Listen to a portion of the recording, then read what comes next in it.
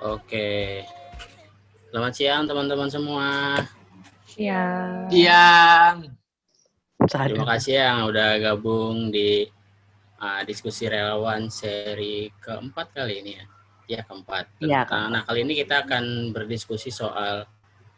Kalau yang pertama kita udah diskusi soal CPP, kemudian yang kedua kita sudah diskusi soal dasar-dasar konseling, dan yang ketiga kemarin kita diskusi soal paralegal. Nah yang keempat ini kita akan diskusi soal undang-undang sistem peradilan pidana anak. Nah, sebelum memulai sesi, gue ada beberapa hal yang ya seperti biasa yang akan kita sepakati. Kelihatan kan ya, keluar ya share screen gue. Nah, agar acara ini tetap berjalan dengan lancar, tak kenal maka tak sayang. Nah, silakan tulis nama panggilan teman-teman. Mungkin bisa ditambahin depannya rumah V, street, nama gitu. Karena kemungkinan nanti akan ada teman-teman dari relawannya Sahabat Kapas nih yang akan ikutan gabung juga. Masuk. Ada yang udah masuk ya? Habits, iya. Halo. Oke, nah tuh kan ada relawan dari Sahabat Kapas nih. Tolong Sahabat V dijaga ya perilakunya. Ya udah salah gue dari awal nih. Aduh. Orang luar gitu, loh. Kemudian teman-teman bisa matikan video dan suara saat narasumber nanti bicara. Nah, kemudian bisa nanti dinyalakan video dan suara saat perkenalan, tanya jawab, dan di sesi terakhir kita foto bersama. Kemudian gue minta izin ya, selama acara ini akan direkam dan diambil fotonya. Kemudian kalau teman-teman punya pertanyaan, silakan chat to everyone di fitur chat, atau boleh chat personal ke Tasya sebagai co-host, dan raise hand juga boleh nanti. Nah, terus yang terakhir kalau mau materinya Kak, ya nanti isi form evaluasi dan refleksinya juga di akhir. Nah, kemudian kalau nanti selama sesi ini ada kendala teknis, misalnya dari gua sebagai moderator atau nanti dari narasumber yang keluar, teman-teman jangan panik, tetap berada di ruangan. Oke. Nah, terus untuk narasumber yang akan memantik diskusi kita kali ini, kita kedatangan teman baru nih, kebetulan Rumah V.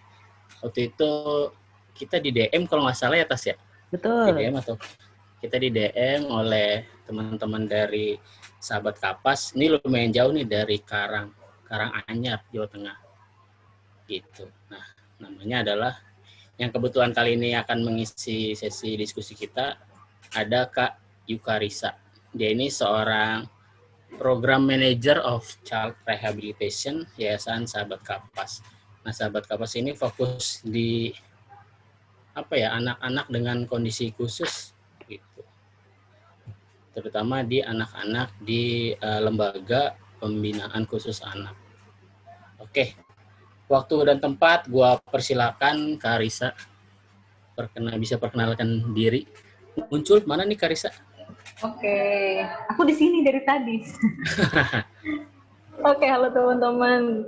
Kenalin, saya Risa. Saya dari Sahabat Kapas. Sahabat Kapas ini tadi sudah sekilas dibilang sama Imam kalau kita bergerak di pendampingan buat anak-anak di LPKA. Jadi anak-anak di LPKA itu adalah para pelaku tindak pidana ya yang sudah inkrah atau berkekuatan hukum tetap, dimasukkan kondisinya adalah menjalani pidana penjara seperti itu.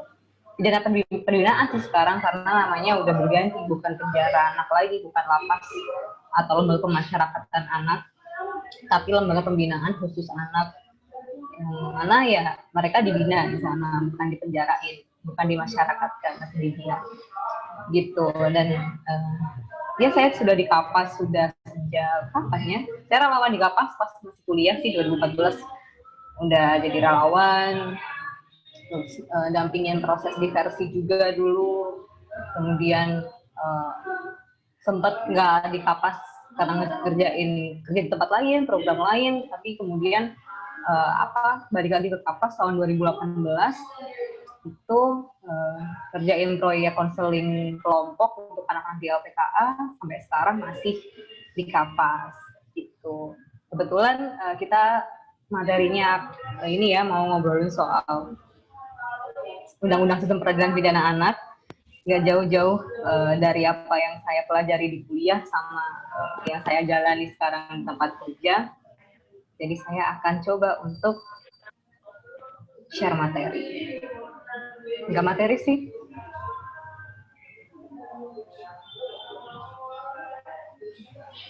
Kak Risa, dulu kuliahnya di mana, Kak? Aku di 11 Maret Universitas di Solo. Oh, fakultas? Fakultas Hukum. Oh, memang anak hukum, baik. Anak hukum. Silakan Kak Risa. Iya, jadi saya udah baca sih kemarin kita TikTok sama teman-teman kan. Kok berat banget ya diskusinya gitu. Enggak, canda. Ini kita ngobrolnya yang ini aja ya, santai aja. Jadi di sini kita belajar bareng. Saya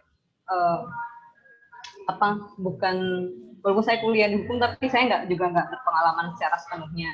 Secara keilmuan adalah secara teori. Cuma nanti kita di sini akan diskusi dan sharing pengalaman masing-masing ya. Kalau teman-teman ada pengalaman seperti itu, gitu. Nanti kalau ada pertanyaan, nanti kita akan cari tahu jawabannya bareng-bareng, gitu.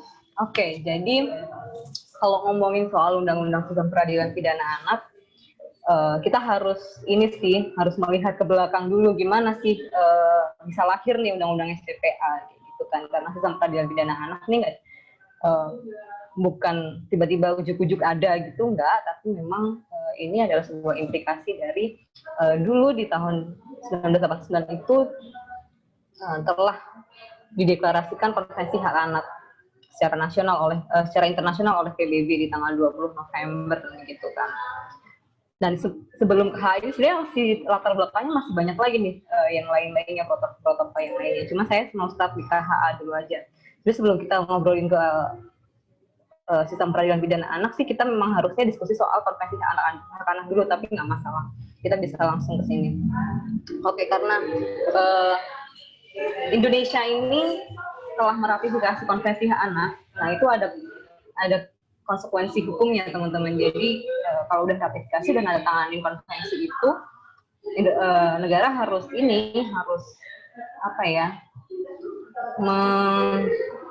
mengadaptasinya ke undang-undang atau peraturan perundangan di Indonesia. Nah waktu itu entah kenapa tidak dibuat undang-undang, tapi dibuat kepres ya, keputusan presiden. Mungkin karena itu lebih mudah prosesnya daripada undang-undang. Kalau ini kan cuma di eksekutif aja, kalau undang-undang harus melalui legislatif. Jadi diratifikasi kemudian melalui Kepres nomor 36 tahun 1990. Nah, kemudian di tahun 1997 itu negara baru mengundangkan ini tentang pengadilan anak. Jadi kalau konvensi hak anak ini macam-macam di sini. Ada 8 klaster, dan di klaster 8 itu terdapat ada tiga atau 4 bagian. Nah, salah satu bagian adalah perlindungan bagi anak dalam situasi khusus, yaitu anak yang berhadapan dengan hukum. Nah, ini yang akan kita diskusikan. Barulah di tahun 1997 dikeluarkan Undang-Undang Nomor 3 tahun 1997 tentang pengadilan anak. Tapi memang undang-undang ini kurang mengakomodir tentang perlindungan anak secara komprehensif. Gitu kan. Jadi selama keberjalannya masih dinilai belum bisa menjawab bagaimana melindungi hak-hak anak ketika anak dalam situasi yang khusus pada saat mereka berhadapan dengan hukum. Gitu. Kemudian pada tahun 2002 baru diundangkan tentang Undang-Undang 23 2002 tentang perlindungan anak. Nah, jadi sebenarnya kalau kita mau ngomongin Undang-Undang SPPA itu relate banget sama Undang-Undang Perlindungan Anak atau UU-PA. Gitu. Nggak bisa dipisahkan lah ini dua undang-undang ini. Yang mana Undang-Undang 23 2002 ini diperbarui dengan Undang-Undang 34 2015. Sorry, 3415 kalau nggak salah. Atau 3514 itu. Saya nggak lupa. Tapi babonnya adalah 23 2002 gitu. Nah, ini yang mengatur kekerasan pada anak gitu. Lebih spesifik undang-undang yang mengatur jika korban suatu tindak pidana itu korbannya adalah anak gitu. Kalau kita merujuk kalau kekerasan biasa itu kan kita masih pakai KUHP ya, dan itu kan undang-undang lama banget peninggalan Belanda. Di sana juga ancaman hukuman pidananya juga belum tinggi gitu kan, karena itu berlaku untuk umum. Nah, Undang-Undang 23 2002 ini berlaku khusus untuk ketika korbannya itu anak. Jadi ancaman hukumannya sudah lebih tinggi dibandingkan di KUHP. Barulah karena di sini juga walaupun ini Undang-Undang Perlindungan Anak, ini juga mengatur tentang hak anak. Ternyata semakin Undang-Undang 397 ini tentang pengadilan anak ini semakin dinilai nggak jauh banget dari cita-cita kita untuk mencapai perlindungan anak yang utuh. Makanya Undang-Undang 397 ini diganti dengan Undang-Undang Nomor 11 Tahun 2012 tentang Sistem Peradilan Pidana Anak. Jadi sejarahnya kayak gitu dulunya, gitu kan teman-teman. Nah, kalau kita mengenal sistem peradilan pidana anak ini sangat luas sekali, sangat luas, karena dia berada dalam tahapan ini semuanya, mulai dari pra-adjudikasi atau sebelum peradilan, adjudikasi, pada saat peradilan, dan pasca adjudikasi atau setelah peradilan. Jadi STPA ini keseluruhan proses sebetulnya dalam penyelesaian perkara anak yang berhadapan dengan hukum. Jadi mulai dari tahapan penyidikan itu di kepolisian sampai pada tahap pembimbingan setelah menjalani pidana. Nah, misalkan kalau tahap pembimbingan setelah menjalani pidana itu kan kalau anak ini ya putusannya adalah di LPKA, dia harus menjalani pembinaan di LPKA. Setelah pembinaan di LPKA selesai pun mereka juga harus masih dibimbing juga oleh pembimbing kemasyarakatan Bapas. Nah, itu semua masih dalam frame-nya sistem peradilan pidana anak. Gitu. Jadi sangat luas sekali CPA ini. Kalau kita obrolin hari ini dalam waktu 1,5 jam, ya cuma 2 SKS kayaknya kurang banget. Tapi nggak apa-apa, nanti aku ambil hal-hal yang penting-penting aja. Nanti kalau masih ada yang nggak jelas bisa kita diskusikan bareng. Gitu. Nah, sebelum kita ngobrol lebih jauh, anak adalah siapa sih? Gitu. Ada yang tahu siapa sih anak itu? Jadi kalau menurut Undang-Undang Perlindungan Anak, atau ada yang mau jauh dulu nih? Ada yang mau jauh dulu nggak? Anak itu siapa sih sebenarnya? Yang usianya berapa gitu? Ada yang mau jawab? Ada yang mau jawab nggak? Aku coba Kak jawab. Oke. Nahda. Ya, Nahda. Yang dikatakan anak itu anak yang di bawah 18 tahun, termasuk anak yang dalam kandungan. Mantap, betul banget.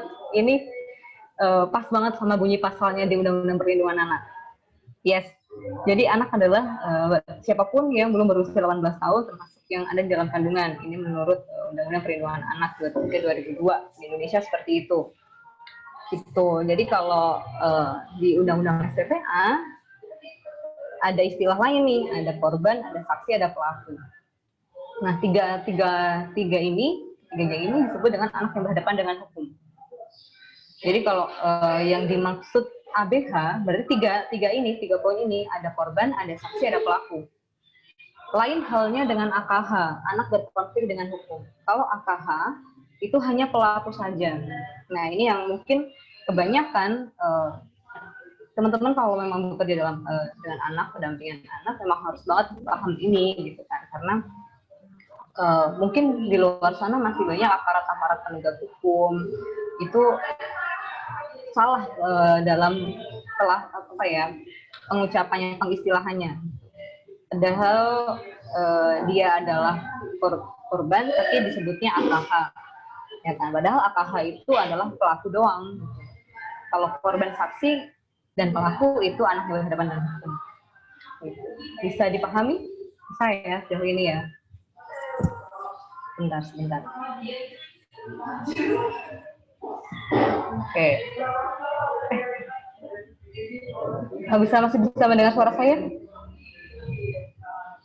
Oke, masih ya, kedengeran ya. Oke, jadi di SCPA itu kita mengenal pihak-pihaknya ada ini aja. Nah, ini aku ambil dari undang-undang SCPA-nya. Jadi asas-asas dalam SCPA itu ada asas perlindungan, keadilan, non-diskriminasi, kepentingan terbaik bagi anak, penghargaan terhadap pendapat anak. Jadi memang beberapa ini termasuk juga hak anak ya. Terus kelangsungan hidup dan tumbuh kembang anak, pembinaan dan pembimbingan anak, proporsional, perampasan kemerdekaan dan pengindahan sebagai upaya terakhir dan penghindaran pembalasan. Jadi kalau kita termasuk ini kita dalam taraf wawasan ya untuk masyarakat, untuk kita para relawan. Jadi kita memang benar-benar harus tahu bahwa asas SCPA ini dan ini memang harus dipegang teguh gitu kan. Bahwa kalau kita berhadapan sama anak ya jangan sekalipun mendiskriminasi mereka dari latar belakang apapun, agama, ras, suku, keyakinan, warna kulit, apapun, gitu kan. Jadi tantangan tersendiri ketika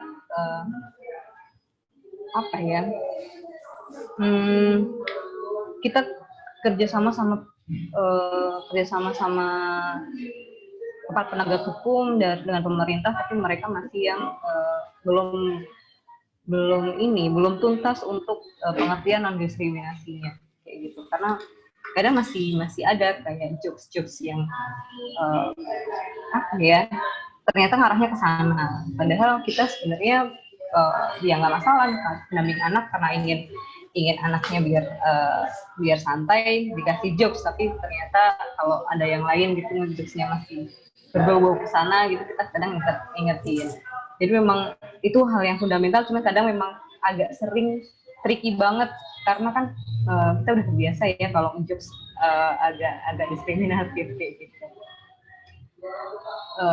Apalagi kalau dalam posisi mereka ini kedudukannya dalam posisi yang rentan gitu kan, itu kan mudah banget untuk mendapat stigma dari masyarakat seperti itu. Oke.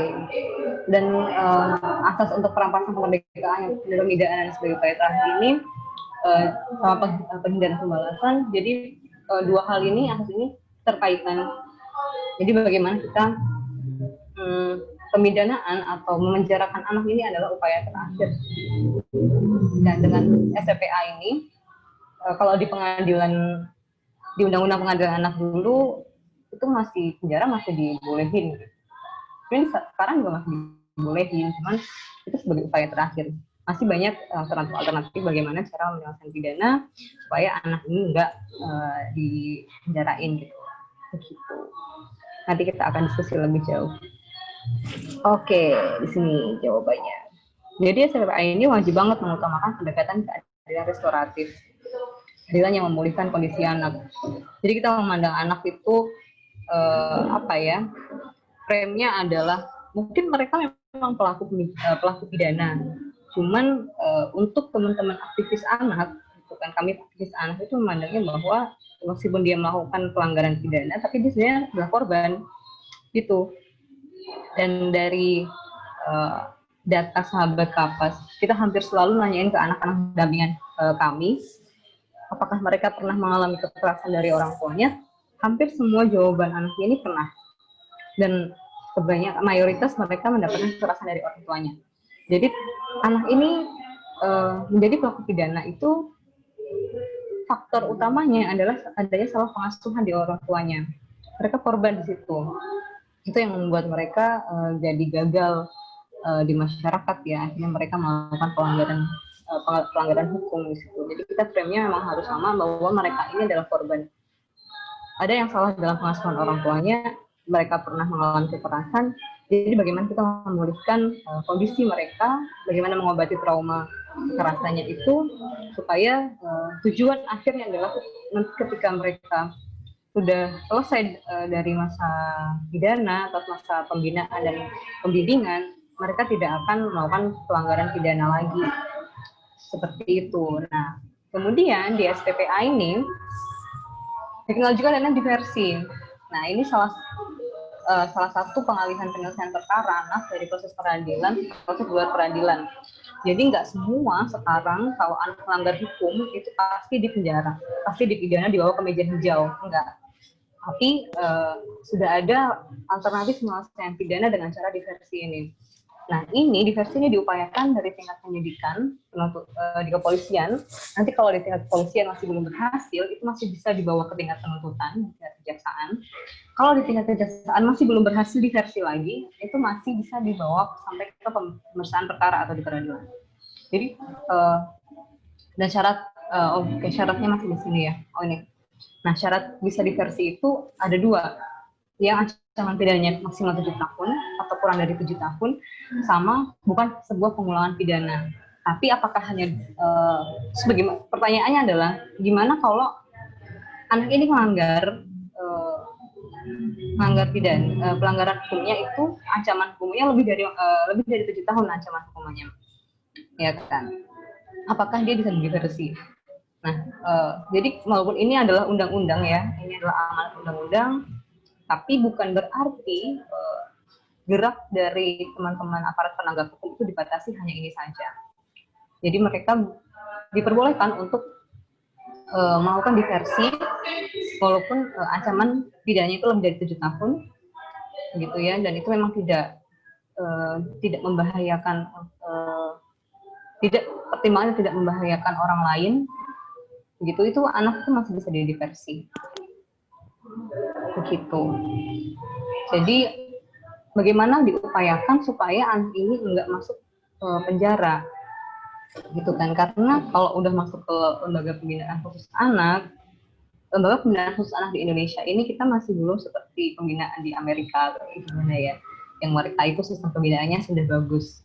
Tapi di sini masih sitir-sitirnya itu masih commit to violence juga. Ya kan, mereka adalah petugas-petugas yang mungkin mereka sudah teredukasi, tersosialisasi tentang SPPA, tentang UPA, bagaimana bekerja dengan anak tidak boleh menggunakan kekerasan, tapi budaya yang sudah melekat pada petugas-petugas ini, kan mereka kan sudah berumur ya, mereka sudah bekerja di sana, di penjara itu sudah 15 tahun, 10 tahun, sedangkan USPA aja umurnya baru 8 tahun, baru banget kan. Nah, untuk menggiring ke sana itu masih susah. Jadi bagaimana supaya anak itu tidak masuk ke penjara? Salah satunya adalah tadi juga asasnya penghindar pembalasan pada anak. Gitu. Nah, tujuan diversi ini supaya tercapai perdamaian antara korban dan pelaku. Kemudian menyelesaikan perkara ini di luar proses peradilan, jadi tidak di meja hijau, meskipun diversinya itu nanti di tingkat peradilan, di pengadilan ya. Tapi mereka tidak ada proses penuntutan, begitu. Jadi cuma diskusi, musyawarah ditemukan antara korban dan pelakunya, saksi, nanti pihak-pihaknya kan kita bisa, aku akan bahas di belakang. Ini dipertemukan, didiskusikan bagaimana korban mintanya gimana, pelaku bisa menutupi atau enggak. Dicari jalan tengahnya supaya anak ini tidak masuk penjara. Karena diversi ini banyak banget. Bisa anak dikembalikan ke orang tua, anak harus bisa dapat pelatihan kerja, atau anak harus kerja sosial. Pilihannya banyak-banyak kalau untuk kesepakatan diversi seperti itu. Nah, kemudian juga menghindarkan anak dari perampasan kemerdekaan. Penjara menjadi ultimum remedium atau opsi terakhir. Dan mendorong masyarakat untuk berpartisipasi. Kalau selama ini proses peradilan umum, masyarakat tidak boleh berpartisipasi di situ. Ya kan, ya udah masuk laporan masuk ini di dakwaan dari polisian, tuntutan, masyarakat hanya boleh melihat karena itu terbuka untuk umum ya persidangannya. Cuman kalau di di versi ini masyarakat partisipasinya adalah gimana masyarakat ini juga nggak kemudian langsung lapor itu ke kepolisian, tapi menyelesaikannya di tingkat masyarakat. Jadi di versi ini bisa diselesaikan juga di tingkat masyarakat. Di masyarakat berpartisipasi, berperan supaya kasusnya anak ini nggak kemudian diproses secara formal di kepolisian gitu kan. Kalau masyarakatnya nggak teredukasi tentang ini dengan baik, nah SPA juga masih akan terus anak-anak selalu untuk dibawa ke pengadilan, gitu. Cuman dengan adanya diversi ini, kemudian aparat penegak hukum yang jelas lebih ke pilar-pilar di masyarakat sih, kayak pekerja sosial kayak juga harus paham, sudah harus hatam lah dengan STPA bahwa kalau itu bisa diselesaikan di tingkat masyarakat, silakan diselesaikan di tingkat masyarakat seperti itu. Dan kemudian juga menanamkan rasa tanggung jawab kepada anak. Jadi karena ini nanti ketika diversi ini sudah mencapai kesepakatannya itu kan bisa macam-macam dari saya sebutkan. Nah itu bertujuan supaya anak punya kesadaran bahwa oh ya, dia menyadari bahwa apa yang dilakukan itu salah, karena misalkan ada kerugiannya seperti ini, dia harus ditunjukkan. Kemudian dia harus kalau bisa dikembalikan. Kalau ada denda, kemudian itu dendanya dibayarkan. Kemudian mereka dikasih tanggung jawab sosial bahwa pelanggaran yang dilakukan akan berdampak seperti ini, dia harus seperti ini. Jadi ada proses bagaimana memulihkan kondisi anak-anak bisa diajak untuk berpikir dan bertanggung jawab atas apa yang dia kerjakan. Itu tadi sudah saya jelaskan. Jadi nggak kemudian kalau yang ini bukan pengalaman pidana, ini memang harus biasanya kalau ancaman hukumannya masih lebih dari 7 tahun dan itu adalah pengalaman pertama dia pelanggaran pidana, masih bisa diversi. Tapi kalau udah itu pengulangan pidana, itu nggak mungkin diversi lagi gitu. Nah, pengulangan pidana ini memang harus dengan pelanggaran yang sama. Jadi misalkan dulu yang pertama itu dia nyuri, yang kedua dia kekerasan seksual, itu bukan pengulangan pidana. Pengulangan pidana ketika kasus pertamanya dia kekerasan seksual, yang kedua seksual lagi. Nah itu baru pengulangan pidana.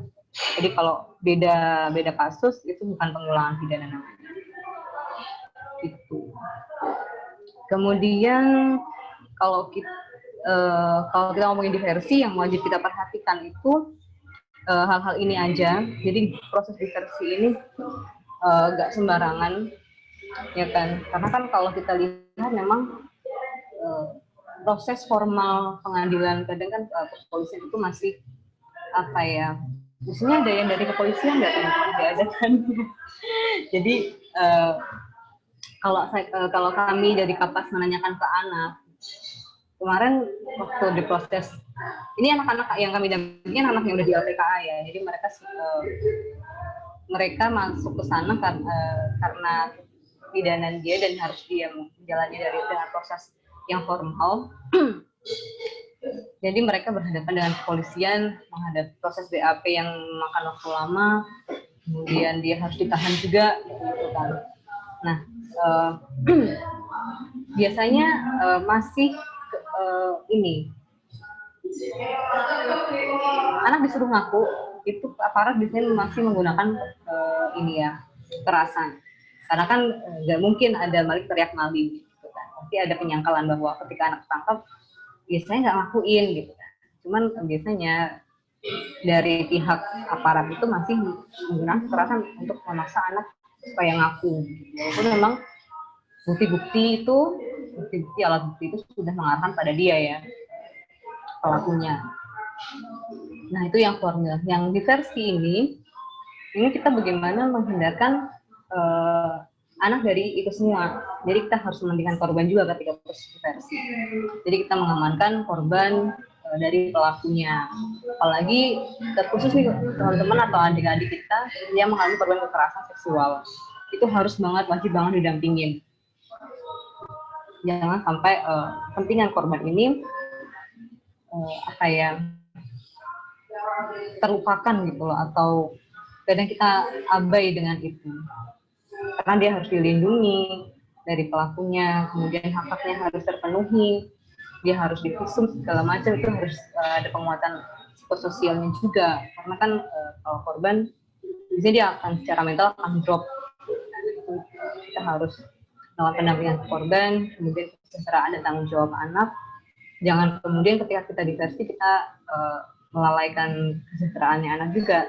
Contohnya adalah anak kalau memang dia sekolah ya dia masih diperbolehkan untuk sekolah meskipun dia sedang menjalani diversi. Kemudian penghindaran stigma negatif pada anak, ya itu nanti ini ya terkait kalau untuk penghindaran stigma negatif, kalau bisa anak-anak, kalau korban biasanya akan terlihat, korban pelaku biasanya masyarakat akan lihat. Cuman kan memang kita yang bekerja dengan anak-anak di SPA dan di UPA juga, korban pelaku saksi tidak boleh dipublikasi fotonya, namanya, seperti itu. Itu juga sebenarnya penghindaran dari stigma negatif masyarakat. Cuman kadang kalau itu kan dari media aja, tapi kalau dari orang ke orang itu biasanya agak sulit ya. Kode etiknya memang kita pendamping, kita nggak boleh ngebocorin data anak. Cuman kan kalau warga di sekitarnya, anak-anak kan pasti kan biasanya tahu kan anak itu kenapa, anak itu kenapa. Nah, sebenarnya ada pendamping atau pekerja sosial yang mendampingi anak maupun PK Bapas yang melakukan penelitian masyarakat terhadap si pelaku, itu yang akan mengedukasi masyarakat supaya ini tidak ada stigmatisasi pada anaknya, anak pelakunya biasanya yang terstigma. Ya korban juga bisa distigma juga sih, apalagi kalau korbannya korban seksual. Korban KS itu lebih lebih rentan untuk menerima stigma, karena apalagi kalau dia sampai hamil, sampai melahirkan, kayak gitu kan. Itu kan tekanan-tekanan dari masyarakat sangat tinggi. Akhirnya berujungnya itu pada pernikahan usia anak seperti itu, teman-teman. Jadi dinikahkan, tapi yang pihak korbannya tetap melaporkan si pelaku, tetap aja dia di penjara. Ada juga yang seperti itu. Kemudian penghindaran pembalasan. Jadi kita jangan pembalasan itu ini ya, misalkan kekerasan dibalas kekerasan, tidak seperti itu. Keharmonisan masyarakat dan kepatutan kesusilaan ketertiban umum. Ini waktunya terus berjalan. Ya, jadi SPA ini sebetulnya tujuannya adalah melindungi perkembangan anak. Jadi sempat di awal saya bilang bahwa UU SPA sama UU PA itu kaitannya sangat erat sekali dan tidak bisa terpisahkan. Karena di UU PA itu perlindungan anak sangat dilindungi, dan di UU SPA itu juga mendukung di sana, terkhusus untuk anak-anak yang berhadapan dengan hukum. Nah ini adalah aturan-aturan internasional yang ini juga menjadi rujukan dalam SPA. Itu kita harus mempertimbangkan bagaimana dalam Beijing Rules tentang juvenile deprived on the liberty. Kemudian nanti bisa dibuka sendiri-sendiri. UN Approach to Justice for Children, ini adalah prinsip sama framework. Semuanya bisa dipelajari di sana. Nah, dalam aspek atau isu dalam standar internasional ini, poin-poinnya adalah tentang hal-hal ini, penerapan prinsip-prinsip KHA. Jadi hak anak itu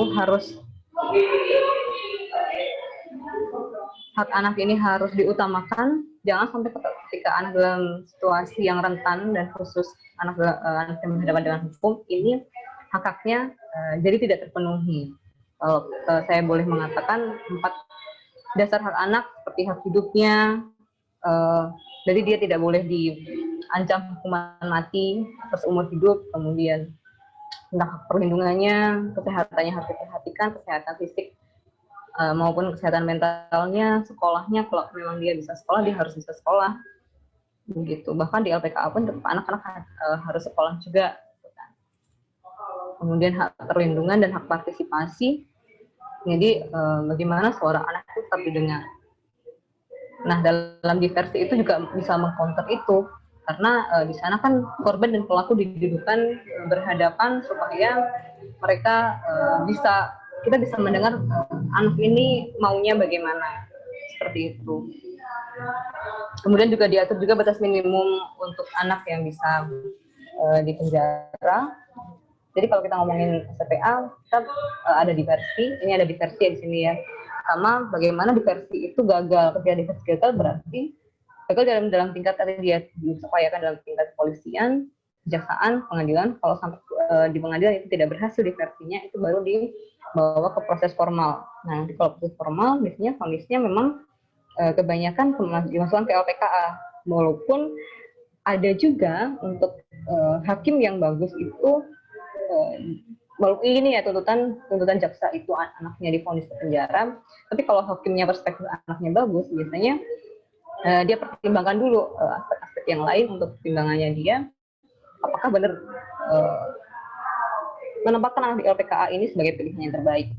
Kalau teman-teman masih ingat kasus yang lagi booming di awal tahun ini, siapa ya itu anaknya yang membunuh tetangganya sendiri yang balita itu, yang dimasukkan ke dalam lemari, yang dia suka gambar-gambar apa sih itu, Slenderman itu kan, manga gitu kayaknya. Iya. Nah, saya sempat kemarin ikut coaching klinik dengan penasihat hukum si anak ini, dan ini sudah vonis. Jaksa itu menuntut anak untuk dimasukkan ke dalam LPKA, tapi penasihat hukum tidak mau anak dimasukkan ke sana karena dia ini ternyata setelah digali lebih lanjut, dia adalah korban juga kan dari tetangganya, bahkan dia sekarang sedang hamil, dia adalah korban kekerasan seksual. Jadi dia membunuh itu tidak serta-merta karena dia ingin membunuh gitu. Dia juga akhirnya harus menjalani terapi dengan psikolog, ya didalami bagaimana kesehatan psikis dan mentalnya, bagaimana dulu pengasuhan di orang tuanya hingga meninggalkan traumatis yang mendalam bagi dia, sampai akhirnya itu tadi karena memang saksi-saksi ahli yang didatangkan di persidangan itu sangat kompeten, mereka memberikan keterangan yang juga logis dan bisa patut untuk dipertimbangkan. Hakimnya juga perspektif anaknya juga bagus. Akhirnya tuntutan jaksa yang saya lupa berapa tahun untuk di penjaranya, tapi hakim memutus vonisnya adalah anak direhab selama 2 tahun.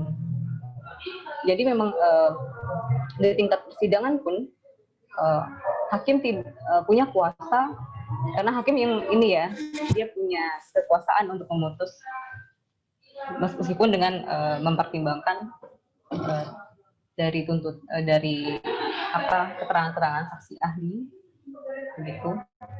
Jadi kalau perspektif anaknya sudah bagus, hakimnya, dengan anak dimasukkan ke dalam penjara itu nggak menyelesaikan masalah, ya kan? Karena di dalam penjara itu tidak ada layanan psikososial anaknya, tidak ada konseling yang intensif buat anak, gitu. Karena mereka nggak punya petugas konselor di sana, mereka hanya punya petugas pembinaan saja yang biasa menasihati. Padahal untuk anak dengan kasus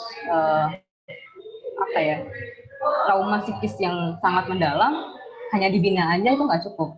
Itu harus dengan terapi-terapis dilakukan oleh psikolog maupun psikiater. Nah, akhirnya anak ini vonis hakimnya membawa anak ini untuk direhabilitasi. Padahal kalau kita lihat dari segi, mungkin dari masyarakat umum melihatnya bahwa itu kan membunuh anak balita lagi. Ya harusnya hukumannya setimpal dong, jangan segitu doang. Ternyata kalau kita berpikir dalam kerangka berpikirnya SPPA, karena pelakunya ini juga termasuk anak, bagaimana kita tetap melindungi perkembangan anak. Dia saat ini hamil 7 bulan, kalau nggak salah, ya 7 bulan mau lahiran. Kalau anak itu ditempatkan di penjara kan juga makin nggak menyelesaikan masalah. Dia akan melahirkan di penjara, dia menjalani masa kehamilan di penjara, melahirkan di penjara, itu akan itu akan membuat traumatis yang lain bagi dia. Jadi prinsipnya itu adalah kepentingan terbaik bagi anak. Karena pelaku ini dia juga korban dan dia masih anak, bagaimana kita mementingkan kondisinya dia untuk membawa dia ke pemulihan secara menyeluruh. Gitu. Penahanan sebagai alternatif terakhir versi peradilan khusus dan ramah anak. Peradilan khusus dan ramah anak ini pada saat proses peradilan itu hakimnya harus hakim anak. Semuanya sih untuk di STPA, semua aparat penegak hukum ini harus certified mereka khusus untuk anak. Jadi polisi juga harus polisi khusus anak, jaksa anak, hakimnya hakim anak. Biasanya ada sertifikasi tersendiri dari masing-masing lembaga dan institusinya. Tapi biasanya kekurangan juga untuk yang seperti itu. Jadi memang belum banyak. Apalagi yang sudah tersertifikat, kita juga belum bisa memastikan apakah dia perspektif anaknya sudah baik atau belum. Tapi memang prinsip dasarnya adalah kepentingan terbaik bagi anak. Jadi hakimnya itu hakim anak, kemudian prosesnya di situ hakim tidak boleh memakai toga, harus memakai toga biasa, toga hakim yang merah itu. Terus persidangannya juga tertutup untuk umum, tidak boleh terbuka karena itu melindungi identitas anak juga. Jadi dan itu tidak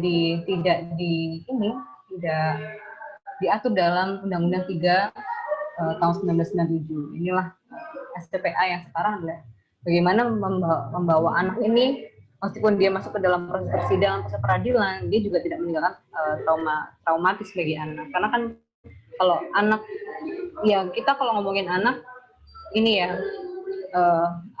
nggak anak-anak banget, karena tadi batas usia minimum anak yang bisa masuk ke proses peradilan juga bukannya anak-anak tapi sudah usia remaja. Nah, tapi melihat orang dengan toga seperti itu, dengan hakim yang biasanya galak, itu kan juga akan meninggalkan traumatis baru bagi anak. Jadi di sini bagaimana membawakan peradilan khusus yang ramah anak.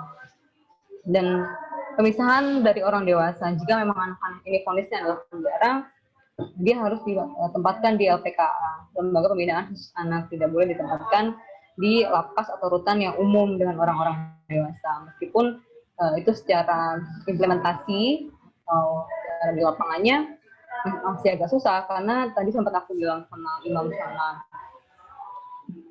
itu kalau di LPKA itu cuma ada satu di setiap provinsi. Nah itu kan kadang kayak kalau di Provinsi Jawa Tengah di LPKA Kutoarjo itu sudah over capacity sebenarnya itu. Jadi mau nggak mau kadang anak dan juga aksesnya juga jauh.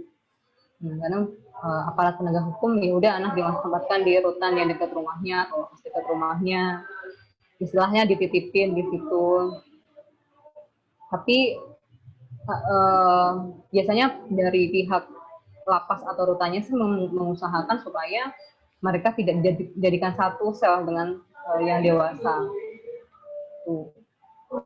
Walaupun masih ada juga sih yang dimasukkan ke rutan sama lapas. Kami juga kapas juga menangani anak-anak yang ditempatkan di lapas sama rutan, karena dulu memang kami awal banget mendampingi itu di rutan Solo. Ada anak-anak di sana terdampingi di situ, kemudian ada anak yang di lapas sama rutan di daerah-daerah sekitaran Solo, kayak Wonogiri, Klaten. Kita juga masukin karena ada anak di sana, dan juga anak-anak di LPKA Kutoarjo yang tempatnya itu jauh dari ibu kota Jawa Tengah. Kalau ibu kota Jawa Tengah di Semarang, LPKA-nya itu ada di Purworejo. Jadi Semarang ada di ujung timur, di ujung utara, Purworejo di ujung selatan. Bukan jauh banget dari pusat pemerintahan provinsi.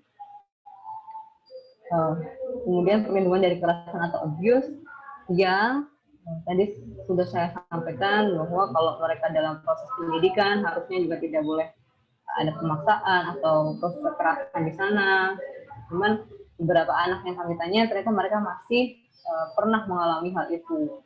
Kemudian standar fasilitas dan pelayanan di lembaga penahanan itu juga diperhatikan, karena anak mereka masih harus dipenuhi hak-haknya, hak-hak tadi yang 4 dasar yang saya sebutkan. untuk pendidikannya, kesehatannya, tetap itu harus dipenuhi.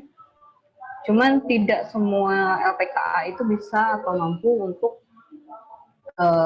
memfasilitasi sekolah secara formal gitu. Yang sejauh yang saya tahu, kami juga pernah masuk ke LPKA Tangerang. Kami sempat di tahun 2018 itu konseling kelompok di sana.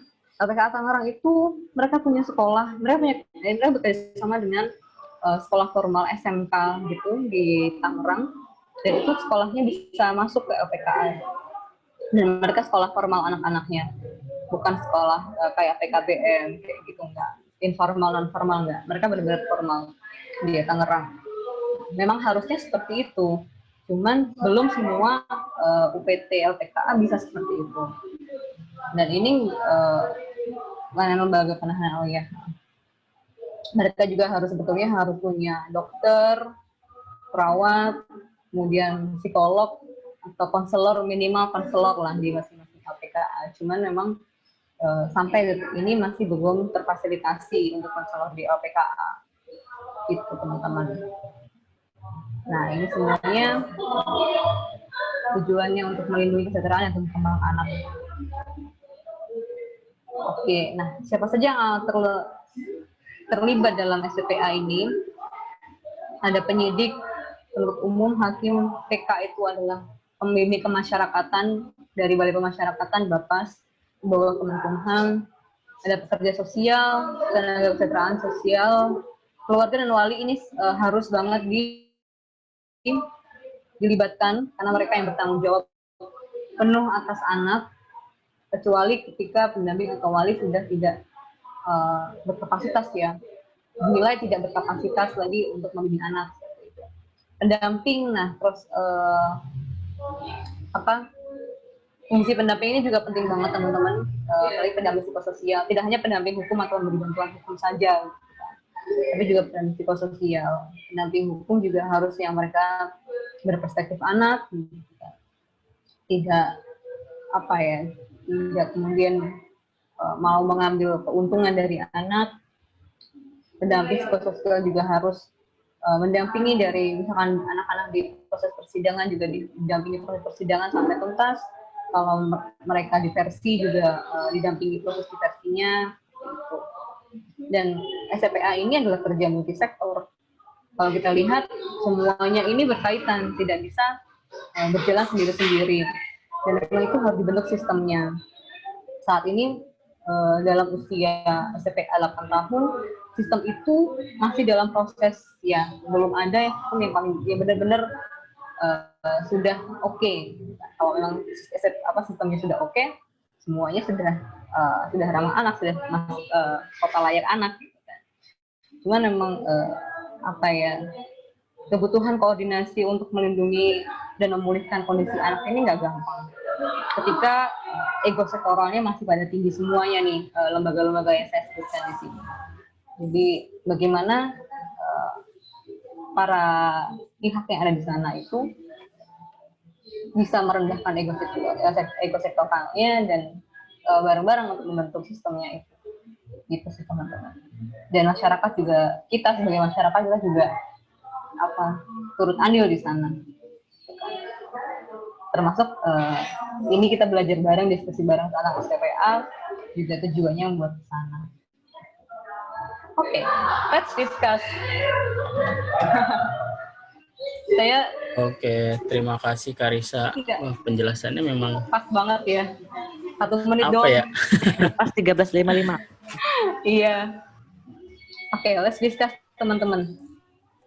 Memang panjang ya kalau penjelasan untuk SPPA ini. Justru perjalanannya itu dimulai dari konvensi hak anak ya. Udah mulai dari situ. Oke, dari teman-teman ada yang mau ditanyakan nggak? Kita mau nyapa dulu mungkin Mam ya ke halo teman-teman sahabat Kapas yang sudah bergabung. Terima kasih sudah mau ini. Teman-teman dari sahabat Kapas kalau mau nyalain videonya udah bisa ya, karena kita udah masuk ke dalam tanya jawab. Jadi mungkin sekalian kenal-kenalan nih, berbagi pengalaman, atau juga dari teman-teman sahabat V yang punya pertanyaan ke Kak Risa. Wah, ada Kak Egas yang lagi bertugas tapi masih cepat-cepatnya belajar. Halo Kak Egas. Lagi di klinik ya, Kak? Ini ada Kak Shirley ya, Shirley dari Sahabat Kapas. Dian Sasmita, Kak Jahabits. Iya. Jahabits. Salam kenal. Oke, ada yang mau ditanyakan nggak, teman-teman? Ini Jahabits perempuan ternyata namanya. Namanya Jahabits. Iya, Jahabits. Panggilannya Bibit. Oke. Ada yang mau ditanyain nggak nih, teman-teman? Pada tidur lagi. Oh, itu ada yang tanya tuh. Oh, ada tuh. Kak Sadun nyalain aja, itunya boleh loh. Langsung Kak nanya. Sadun langsung aja lu, Kak Sadun. Nyalain mic terus bertanya. Video juga boleh. Silakan Kak Sadun. Mana sih Kak Sadun? Jaringan kali ya. Oke, dibacain aja ya. Apakah dalam peradilan anak bahwa anak sebagai pelaku AKH dijatuhi hukuman seumur hidup? Jika memang ada, apakah bisa mengubah hukuman anak tersebut menjadi pembinaan dan rehabilitasi? Klasifikasi yang seperti apa anak yang langsung dimasukkan ke dalam penjara? Itu pertanyaan dari Kak Sadun. Oke. Silakan Karissa, boleh langsung jawab aja. Iya, oke, makasih Kak Sadun. Jadi untuk kasus anak, ya pelanggaran hukum untuk anak ini, meskipun dia dalam ini ancamannya itu sampai seumur hidup, cuman ada batasannya, yaitu tuntutan anak itu tidak boleh tuntutan anak itu 2/3 dari tuntutan untuk yang dewasa. Kalau itu masih menggunakan jika pelanggarannya itu pelanggaran yang ada di KUHP atau selain UU PA gitu. Kalau di UU PA udah jelas tuntutannya, cuman kalau yang lain itu dituntutnya 2/3-nya. Setengah dari tuntutan di KUHP-nya. Nah, selama ini ada nggak yang dituntut seumur hidup gitu? Nggak ada, karena memang maksimal itu untuk anak 10 tahun. Tuntutan itu untuk anak maksimal 10 tahun pidana itu. Dan kalau vonis bisa kurang dari itu, karena vonis hakim tidak boleh melebihi dari tuntutan dari jaksa. Kalau tuntutannya 10 tahun ya hakim hanya bisa memutus maksimal 10 tahun, nggak bisa memutus lebih dari itu. Cuman bisa lebih ringan, ya kan? Kayak tadi sempat saya bilang, jaksa nuntutnya vonisnya vonis penjara, tapi ternyata hakim telah mendengar dari keterangan ahli, dari bukti-bukti yang lain, itu bisa merubah. Kalau keyakinan hakim itu sudah pasti, tidak dipenjara, dimasukkan ke rehabilitasi, itu bisa. Jadi prosesnya itu memang kuncinya ada kalau dia diversi, otomatis tidak ada penjara ya. Diversi kesepakatannya nanti kesepakatan dikembalikan ke orang tua, anak kerja sosial, anak ditaruh di LPKS gitu kan. Tapi kalau anak masuk ke proses peradilan formal, baru itu nanti berapa tuntutan jaksanya. Tapi hakim juga bisa mempertimbangkan yang lain. Kalau dari litmasnya gini, dari PK Bapaknya ngasih rekomendasi, jangan dipenjara, jangan dimasukkan di LPKA, tapi PK mempunyai alternatif lain selain penjara. Misalkan ada LPKS yang bagus, dia punya untuk latihan kerjanya bagus, anak bisa ditempatkan di sana. Ternyata di sana ada yang anaknya cocok gitu kan. Misalkan anak suka otomotif, ternyata di sana di latihan kerjanya ada latihan kerja tentang otomotif, itu relate. Nanti bisa direkomendasikan. Jadi memang pihak-pihak yang itu tadi yang saya sebutkan tadi, oke, saya share lagi ya. Yang ini Nah, ini punya fungsi penting. Kayak tadi PK, dia melakukan penelitian masyarakat, meneliti bagaimana anaknya, bagaimana keluarganya, bagaimana lingkungan dia sekitar rumahnya, pergaulannya. Ternyata anak begini. Kemudian ada hal yang bisa meringankan anak ini, misalkan jangan dipenjara tapi ditempatkan di sini karena anak masih bisa direhabilitasi, anak masih bisa untuk dikonseling oleh konselor yang lainnya, seperti itu. Jadi tidak, meskipun dia sudah masuk ke peradilan formal, tidak melulu hakim harus memutus sesuai dengan tuntutan jaksa, begitu. Jadi masih banyak jalur-jalur yang bisa ditempuh supaya anak tidak berakhir di penjara. Cuman kalau emang sudah akhirnya anak ditempatkan anak divonis, hakim sudah memvonis anak di penjara, sudah inkrah, ya mau nggak mau dia harus menjalani proses pidananya di LPKA. Seperti itu. Apakah menjawab, apakah tidak?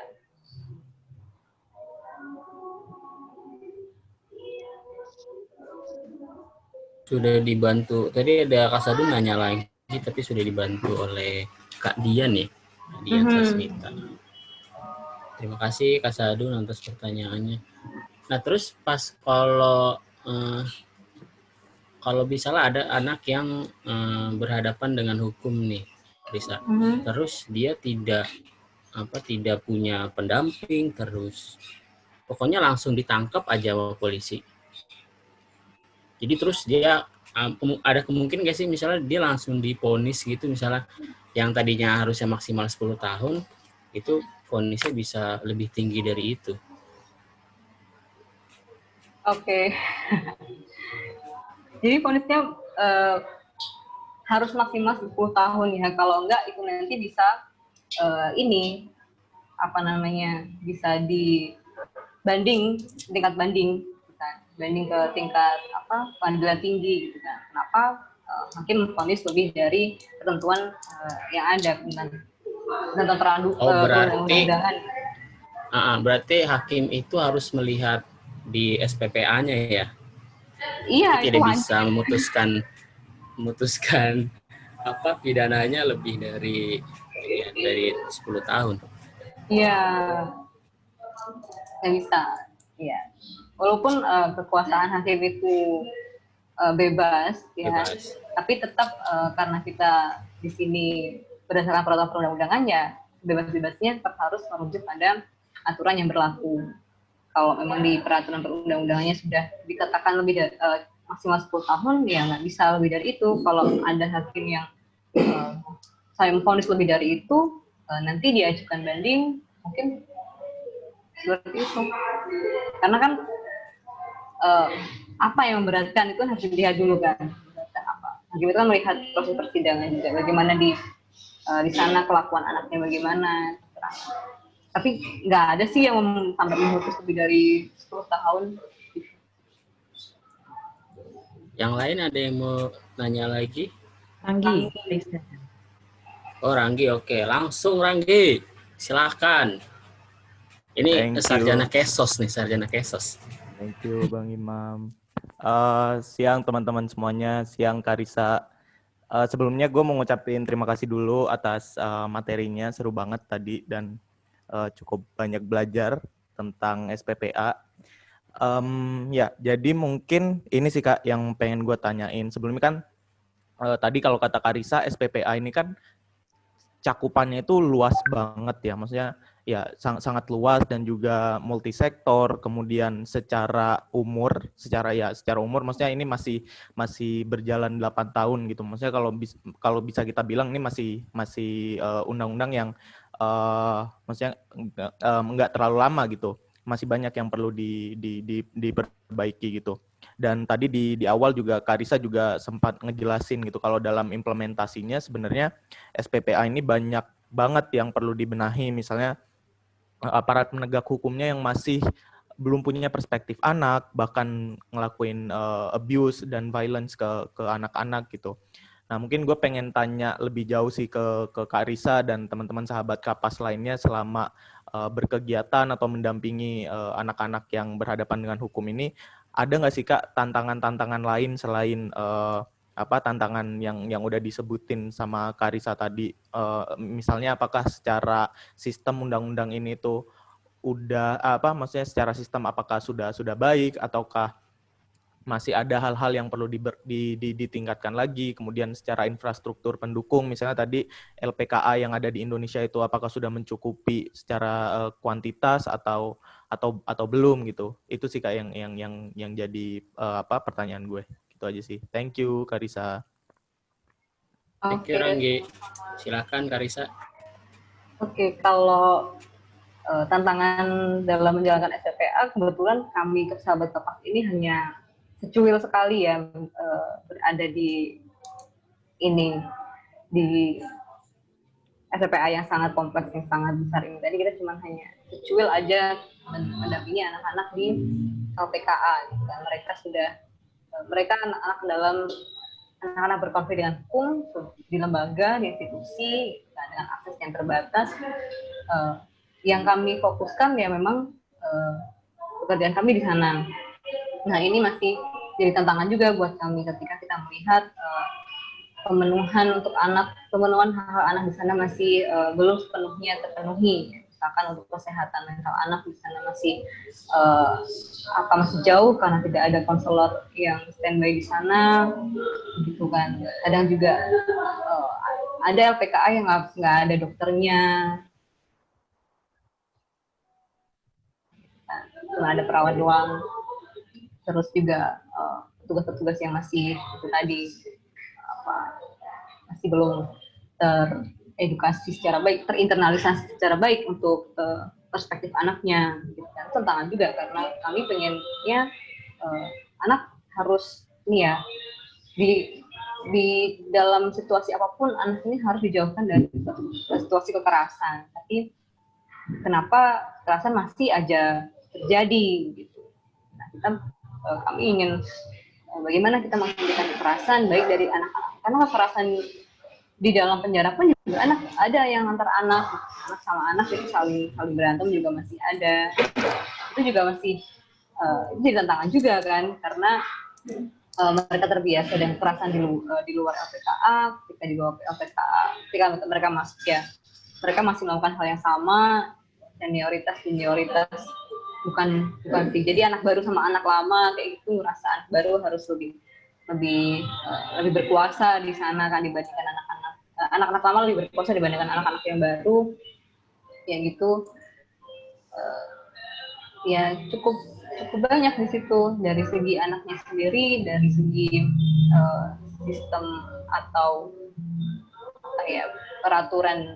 Kan yang kita bahas ini kan masih yang peraturan paling tinggi ya dari undang-undangnya gitu kan. Masih kan ada PP yang mengatur secara teknis, kemudian juga kebijakan para pelakunya dari segi kepala LPKA-nya seperti itu. Itu kan masih tantangan juga buat kami untuk terus mengadvokasi supaya layanan-layanan untuk anak di LPKA itu tetap terpenuhi, hak anaknya juga tetap terpenuhi. Jadi sekarang tantangannya di tingkat advokasi itu sih, bagaimana kita menyadarkan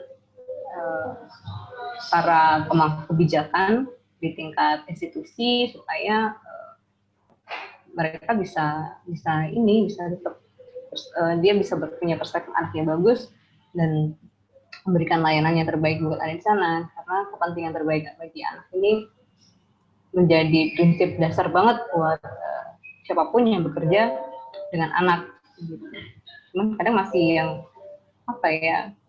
kepentingan terbaik bagi anak berbeda-beda setiap anak sama lainnya. Cuman kita bisa melihat kepentingan terbaik secara mendasar itu apa aja, apakah sudah terpenuhi semuanya atau belum, kayak gitu kan. Kadang masih ada yang memang belum. Sudah tahu misalkan anaknya itu ada keluhan yang menunjukkan hal-hal yang mereka itu tidak sehat secara mentalnya. Mereka gelisah, mereka bahkan menunjukkan perilaku sampai menyakiti diri sendiri. Kayak gitu. Itu kan petugas sendiri nggak bisa menangani anak ya misalkan. Itu harus dengan ahlinya. Tapi apakah di sana sudah sudah punya petugas yang menangani itu. Kalau belum, apakah mereka sudah melakukan kerjasama dengan instansi yang terkait.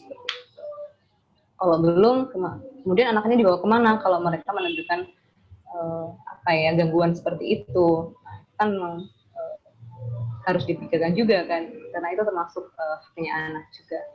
Gitu. Tantangannya masih luar biasa sih, dari tantangan menghadapi anaknya juga ada, tantangan dengan petugasnya juga ada. Apakah aku boleh ikut sharing? Boleh Mbak Dian. Halo semua, nama aku Silakan, Mbak Dian. Dian. Hai Halo. Kak Dian. Iya, aku asisten Risa. Iya, kan SPPA ini makanan sehari-hari. Jadi kayaknya pengen ikut sharing, apalagi kenalan dengan teman-teman Rumah Faya yang keren.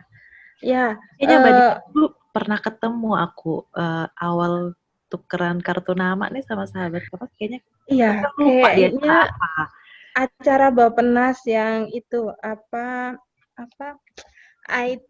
ide apa sih yang banyak sekali ketemu dengan berbagai organisasi, komunitas, ya. Kita bisa bertemu sahabat kapas. Iya. Silakan Mbak Dian. Tantangan sudah sangat banyak disampaikan Risa ya, memang SPPA ini masih belum sempurna, tapi ini adalah jalan satu-satunya kita bisa melindungi anak kalau kita benar-benar menjalankan atau mempraktekkan amanat SPPA. Karena SPPA itu benar-benar sudah ditegaskan, anak harus dijauhkan dari penjara, harus dijauhkan. Tapi penelitian dari ICGR tahun 2019 kalau nggak salah atau 2018 itu, tapi dia di DKI putusan penjara itu masih di angka 65% dibanding putusan rehabilitasi yang lainnya atau tindakan lainnya, misalnya melakukan kerja sosial atau melakukan ikut pelatihan seperti itu. Nah, ini masuk ke dalam kendala karena perspektif penegak hukum kita masih sangat lemah. Kemarin baru aja demo kan, ada demo besar-besaran di berbagai pihak. Betul. Di tempat tinggal kalian, apakah ada anak yang ditangkap? Ada. Pastinya ada. Iya, di Jakarta ada 1.000 yang ketangkap kalau nggak salah ya. Betul. Ya. Banyak banget, itu 40% anak. Nah, sampai YLBHI mengeluarkan kayak maklumat atau gimana untuk melindungi, luar biasa sekali. Jadi aparat penegak hukum itu masih menyamaratakan pelaku tindak pidana anak dan dewasa, perlakuannya masih sama. Ini masih miris. Ini tantangan bersama, makanya ketika ada anak melakukan kenakalan, siapapun nggak usah nunggu nunggu ini diperbolehkan hakim atau enggak. Kalau kita bisa menolong, ya tolonglah mereka. Dukung mereka supaya anak-anak ini bisa pulih, karena kembali lagi tadi yang Risa sudah sampaikan, anak berbuat kenakalan tidak datang tiba-tiba, tapi keluarga yang sangat mendukung perilaku kenakalan mereka. Nah, SPPA ini iya sih bagus. Boleh jujur nggak? Boleh dong, Mbak. Boleh dong. Iya, sudah 8 tahun, tapi peraturan pemerintah pendukungnya itu SPPA mengamanatkan ada 8 aturan PP yang harus dikeluarkan, tapi baru 2. PP soal monitoring dan koordinasi, dan PP soal diversi dan penanganan anak yang melakukan tindak pidana di bawah 12 tahun. Hanya 2 PP itu aja. Artinya adalah urusan anak, apalagi anak yang melakukan kenakalan, itu nggak seksi, nggak ada yang mau bahas. DPR apalagi, ya anggaran, karena itu ngefek juga ya, kayak anggaran untuk penanganan anak berkonflik hukum yang ditempatkan di dalam penjara itu sangat minim. Minim sekali. Padahal fokusnya harusnya ketika anak ditempatkan di penjara itu rehabilitasinya harus menjadi utama. Tapi kenyataannya sampai sekarang belum ada psikolog yang ada di LPKA. Padahal rehabilitasi pasti anggarannya besar sebenarnya, Mbak ya. Belum ada psikolog sama sekali? Iya. Tangerang belum ada. Sarjana psikologi ada, tapi psikolog nggak ada. Padahal anak ya ini tangannya. Iya, karena pendekatannya teman-teman DPR yang tercinta itu masih penjeraan. Biar kapok. Nah, dikasih fasilitas minim aja. Nanti dia jerah kok, pulang-pulang pasti tobat. Enggak, rumus itu tidak berlaku bagi anak. Nah, itulah yang Kapas, makanya kami hadir di dalam penjara anak.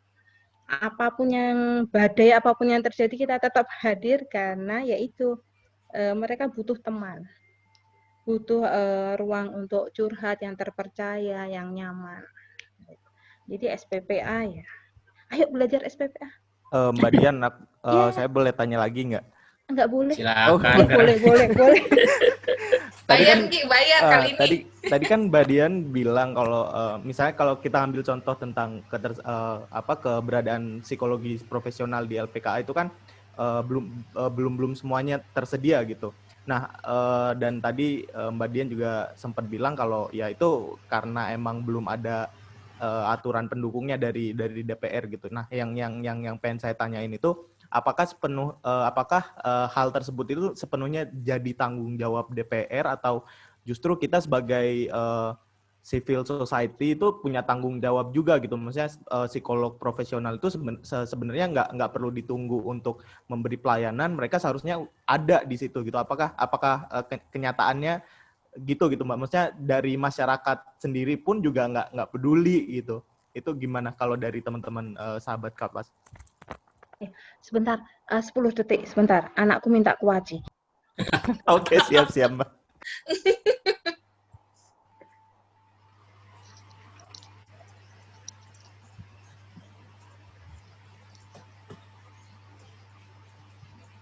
Oke, kalau DPR itu sebenarnya urusannya pada level undang-undang ya. Kalau PP itu sudah masuk ke kementerian. Nah, tadi Ranggi keren sudah menyarankan psikolog profesional untuk hadir di LPKA. Harusnya itu hadir tanpa diminta, tanpa dibuatkan ada program atau enggak. Harusnya mereka bisa melakukan kerja sosial. Maaf ya, ini ada gambar anak yang merebut komputer. Nah, jadi memang makanya kita tidak usah nunggu aturannya hadir, tapi kita ini aja melakukan apa yang bisa kita lakukan. Jadi misalnya kita ada teman atau bahkan kita sendiri psikolog, kita ingin berbagi dengan anak-anak, ya masuk aja deh. Kalau nunggu aturan bagus itu, aduh tidak tahu kapan. Betul. Maaf, sudah ada invasi dari Juragan. Silakan Kak Risa. Oke, ya Mbak Dian. Gue boleh sharing sedikit nggak? Kalau gue kan dulu sempat sebelum di Rumah V itu ada di PKBI DKI ya. PKBI DKI juga dulu dia, bukan dulu sih, masih sampai sekarang itu menjalankan program psikososial di LPKA Jakarta. Dulu masih di Lapas Kelas 2A Salemba. Masih digabung sama orang-orang dewasa. Kayak gitu. Terus ya dulu waktu awal-awal program memang kayak gitu, petugas-petugasnya masih petugas-petugas yang lapas dewasa. Kemudian walaupun secara ruangan dia masih secara ruangan dipisah tuh tempatnya sama dewasa, tapi ketika istirahat mereka tetap bertemu sama orang-orang yang dewasa. Jadi ya masih bersinggungan sama yang narapidana dewasa. Tapi sekarang sih udah lumayan lebih baik ya, tapi pindahnya jauh sekali ke di mana sih ya? Balai Pelatihan di Depok, Kemenkumham tuh, kalau lo tahu di situ. Jadi kan jauh banget. Itu kan bukan masuk Jakarta lagi ya, tapi masuk selatannya Jakarta gitu. Depok Jakarta kok Bang. Tapi kayaknya kalau LPK ini apa sih Risa ya? kayak turunan programnya dari SPPA bukan sih? Karena kan dulu tuh LPKA Tangerang ya jadi kiblatnya banget untuk LPKA di semua Indonesia gitu. Karena yang gua tahu LPKA tuh khusus anak tuh ruangannya nggak boleh ada jeruji, mesti ya kayak rumah biasa gitu. Terus petugasnya nggak boleh berpakaian kayak sipir gitu.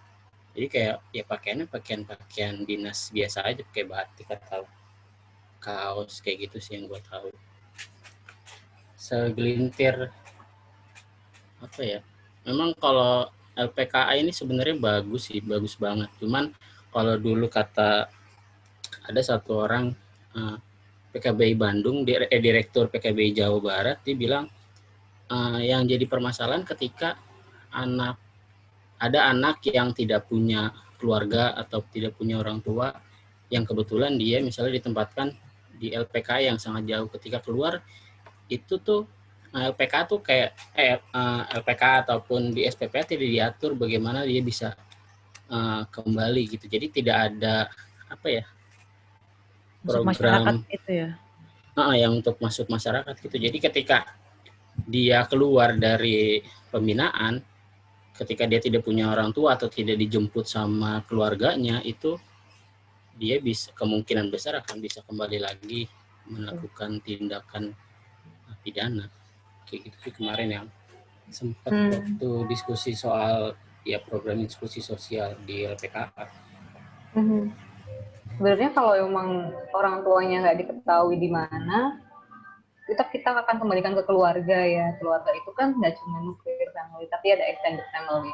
Kita cari kerabat terdekatnya anak siapa, apakah dia punya paman, atau om, tante gitu kan, atau kakek, nenek, siapapun. Kita cari kerabatnya untuk gimana dia bisa pulang lagi kembali ke keluarga seperti itu. Nah itu kan memang makanya di SPPA ini kita butuh banyak bantuan dari teman-teman yang lain, source yang lebih tahu tentang kewilayahan tempat anak itu gimana.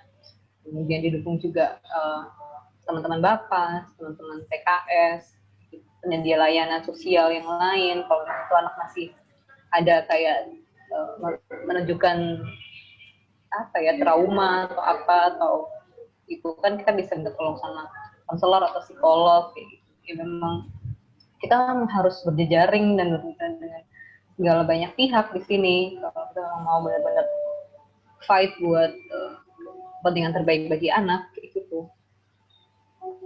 Gitu sih. Betul. Ada lagi teman-teman yang lain yang ingin ditanyakan?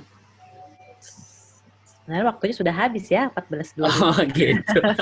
Kurang kan? Kurang. Panjang dan sebenarnya sebenarnya tuh SPPA memang bagus sih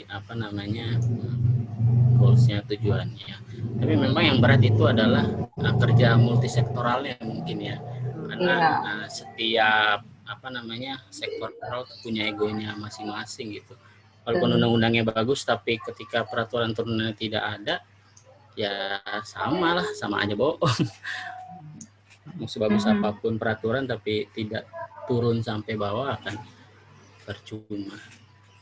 Oke, tidak ada lagi teman-teman yang ditanyakan?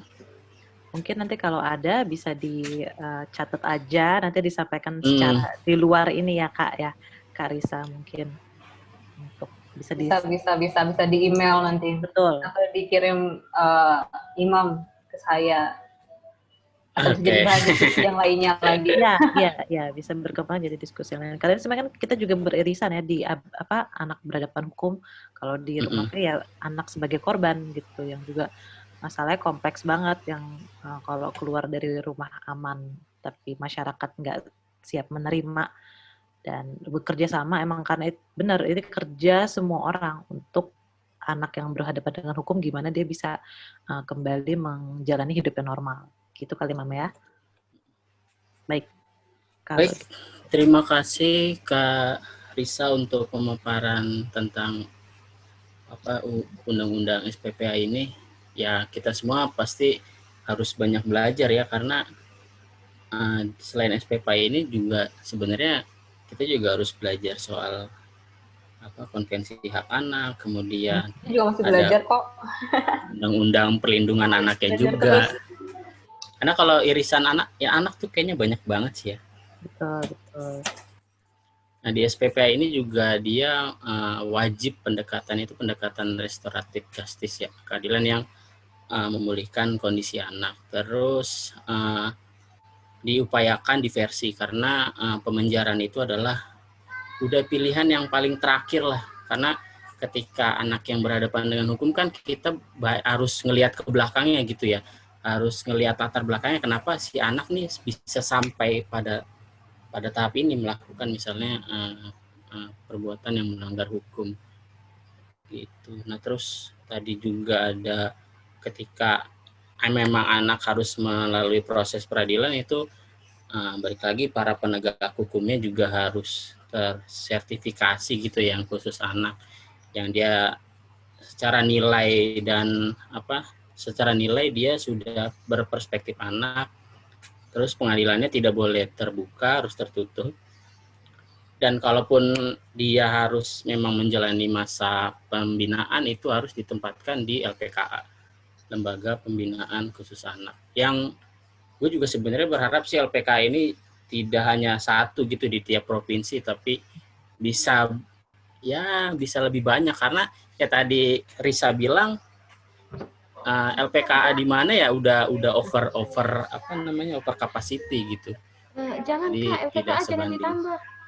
Kenapa? Oh iya, jangan ditambah juga. Jangan. Ya. Lebih baik anggarannya untuk rehabilitasi anak-anak. Oh iya, benar-benar. Bangunan deh. Nanti kesenangan para kontraktornya.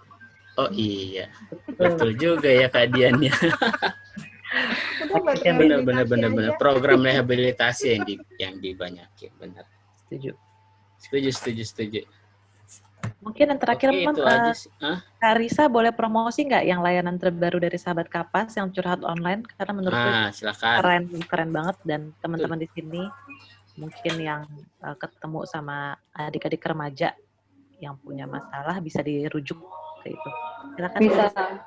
Iya, jadi teman-teman tahun ini Kapas kita membuka layanan untuk konseling dan curhat online. Jadi kalau konseling kita punya prosedur konseling. Kalau curhat ya kita hadir sebagai teman itu juga bisa.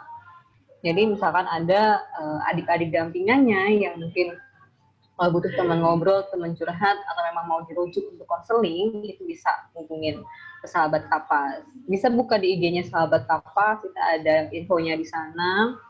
Tuh kan, kita sudah punya nomor admin, silahkan bisa hubungi adminnya.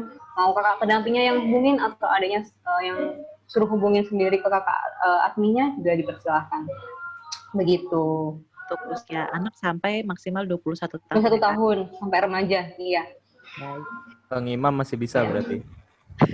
Udah lewat. Oke teman-teman, sebelum kita bubar, boleh nyalakan dulu videonya semua, kita foto dulu yuk, terakhir. Boleh dinyalakan videonya.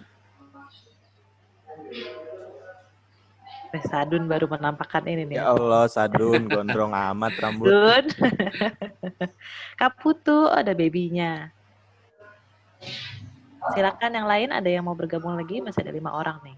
Kak Berta tebus pandang. Kak Berta 3D. Oke, berarti Kak Egas, Kak Nahda, Kak Dian tidak ya? Oh, Kak Egas. Oke, siap. Kak Nahda. Mbak Dian, mungkin boleh bergabung. Apa masih di infansi nih, Mbak Dian? Oke, kalau gitu di hitungan ketiga ya. 1, 2, 3. Sekali lagi. 3, 2, 1. Baik, terima kasih teman-teman. Silakan Imam. Oke, terima kasih ya Karisa dan teman-teman Sahabat Kapas yang lain.